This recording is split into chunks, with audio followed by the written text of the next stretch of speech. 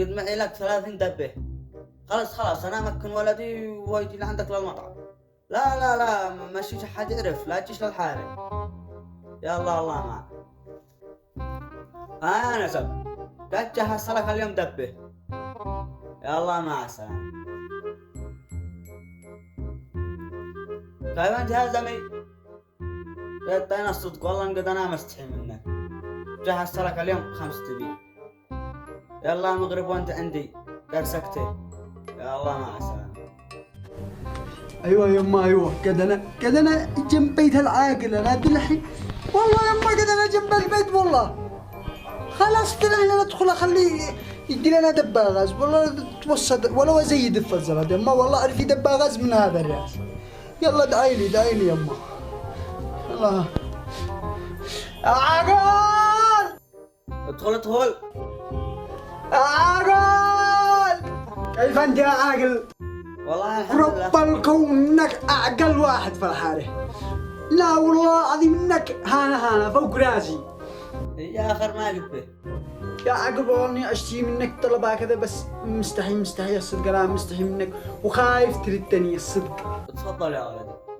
يا عقل الدار ان الدنيا ازمه وحرب وما بيش لا غاز ولا كهرباء وانا صدق شبعت من اكل المطاعم ومن سوق لا سوق ومطعم لا مطعم.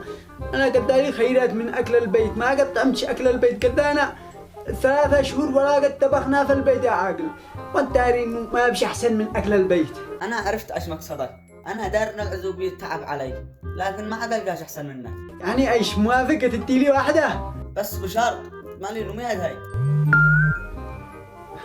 ما لك حرام لو تبعها محطة. يا ولدي ايش عاد المليون والنص قد الدنيا غلت قد ازمه.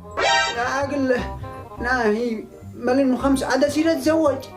انا اشتيها بس الاسبوعين 3 هكذا وانت ريحي تكمل وانا ارجع اديها لعندك وادي لي واحد الثاني وادي لك زاد وازيد زيدك كسبني زبون. احترم نفسك قال لك اسبوعين والله لا ما انت في بيتي لاقوا مقتلك. لا يا عاقل مالك انت واصل انت بتوزع للحارة كل اسبوع بتوزع للحارة وتدي لكل واحد واحدة ليش ما انا؟ لعنة الله عليك ما تستحي اخرج من بيتي. ايش يا عاقل ليش اقل حاجة خلي امي بس تجي تطبخ عندك وما كذا بس لو ما لقى لي دباغاز وبعدين خلاص قد بواحدة ركني قريت لي دباغ. كيف؟ تطبخ عندنا؟ ايوه دباغاز اشياء للبيت انت داري ما بنمشي نطبخ في البيت تعبنا من حق المطاعم والاسواق. يا ولدي خلاص سامحني. يعني ايش تدي لي دباغة؟ هاتك تشتري دباغات.